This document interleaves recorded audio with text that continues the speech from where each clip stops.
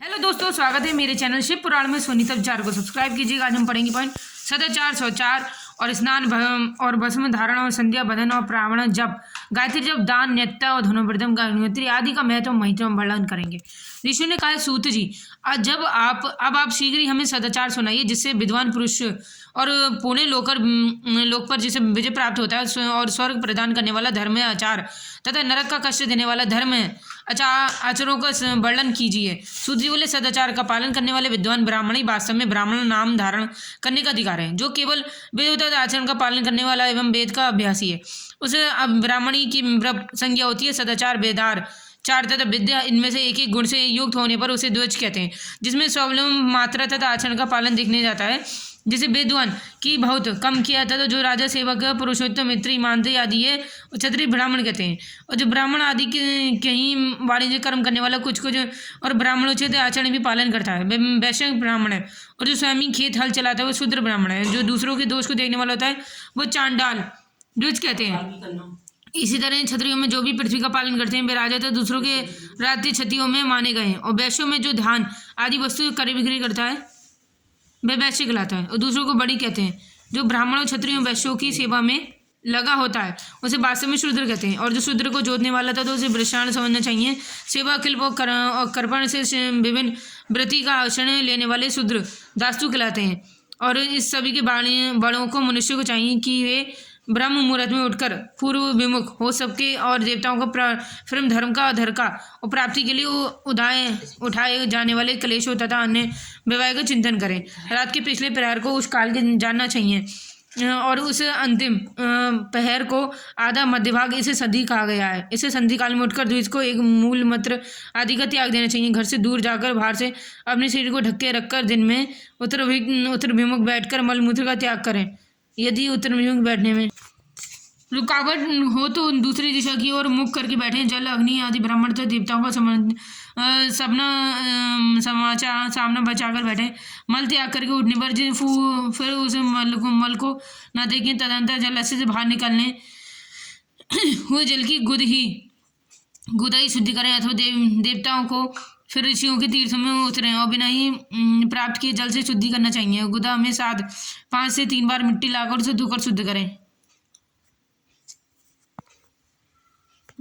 और लिंग में कंकोड़े फल के बराबर मिट्टी के लेप लगाकर उसे धो लें। परंतु गुदा में लगाने के लिए एक पसर मिट्टी की आवश्यकता होती है। लिंग और गुदी आदि को पश्चात उठाकर अन्य जल हाथ पैरों की शुद्धि करके हाथ बार कुल्ला करें। और जैसे वृक्ष के पत्ते से जल की आदि उसमें तर्जी उंगलियों का उपयोग न करें। और तदन शुद्धि का विधान और तदंतर जल संबंधी देवताओं को नमस्कार करके मंत्र पाठ करते हुए जलाशय में स्नान करें। यही नहीं, यदि कंठ तक या कमर तक पानी में खड़े होने की शक्ति ना हो तो घुटने तक जल खड़ा होकर ऊपर जल छिड़क कर मंत्रोच्चारणों स्नान पूर्वक सम्मन करें। विद्वान पुरुषों को चाहिए यदि तीर्थ जल से देवता आदि का स्नान करें तथा तत्पर भी करेंगे, इसके बाद भी धोते वस्त्र लेकर 5 कच्छ करके उसे धारण करने, साथ ही कोई उत्तरीय भी धारण कर लेंगे तो क्योंकि संध्या बदन में कब्रों की आवश्यकता होती है। नंदी तथा आदि तीर्थों में स्नान करने पर स्नान संबंधी उतारे हुए वस्त्र को बहाना धोएं। स्नान के पश्चात विद्वान पुरुष भीगे हुए वस्त्र को बावड़ी में कुएं में पास जाकर अथवा दादी में ले जाओ। वहाँ पत्थर पर लकड़ी आदि पर जल में स्थल में अच्छी तरह से धोकर उस वस्त्र को निचोड़े। और वस्त्र को निचोड़ने से पहले जल गिरता है एक श्रेणी में तृप्ति के लिए उस पर जलावधि बताया गया, यानी मंत्र में मस्त्र भस्म लेकर उसे द्वारा त्रिभुवन लगाए। इस विधि का पालन नहीं किया जाए तो उसकी पूर्वी आदि जल में भस्म गिर जाए तो गिरने वाला नरक में होता है। और अपोहिष्टा इत्यादि मंत्र में प्राप्त करने के लिए सिर पर छिड़के और मंत्र को पढ़कर पैर आदि जल छिड़के, इसे संधि प्रोक्षण कहते हैं।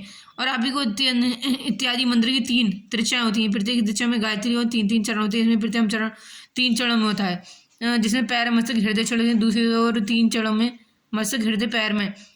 और तीसरा तीनों चरणों का पाठ करते हुए हृदय, पैर, मस्तक का प्रोक्षण करें। इसे विद्वान में पुरुष मंत्र स्थान मानते हैं। किसी अप्रतिक वस्तु से किसी विस्वृत होने पर, अपना स्वास्थ्य ठीक न रहने पर, राष्ट्र पर उपस्थित होने पर, यत्र काल में जलीय उपलब्धि न होने की विशेषता जाने पर मंत्र स्नान करने चाहिए। प्रातःकाल सूर्य और मनुष्य आदि सूर्य, नाभुक तथा संयम, काले अग्निश, मनुष्य आदि अग्नि संबंधी अनुभावक जल का आचमन करके पूर्ण जल से अंगों का प्रोक्षण करें और मध्यम काल में ही अपने पुण्यतः इस मंत्र का उच्चारण करें और पूर्वतः प्रोक्षण मार्जन करना चाहिए।